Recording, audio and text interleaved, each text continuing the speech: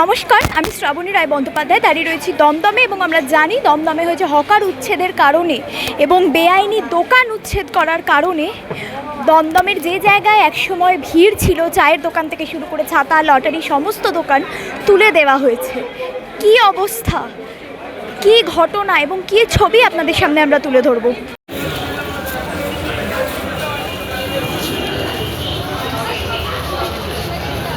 আপনাকে নোটিশ দেওয়া হয়েছিল? হ্যাঁ, না নোটিশ দেওয়া হয়নি? না। নতুন সরকারকে কি বলবেন, কি চান? কিছু বলার নেই। এই দোকানটা আপনার?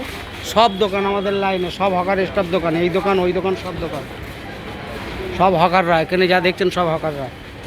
এবার সেটা যদি পুনর্নির্বাচন না করে যদি করে দেয় তাহলে কি হবে? এরকম এইরকম ঘুরে বেড়াচ্ছে রাস্তায় ছেলে, নিচে শুধু নিচে 144টা দোকানে, তো ওপরে বাদই দিন, ওপরে পুরো ফাঁকা করে দিয়েছে, শুধু নিচেই 144টা দোকান।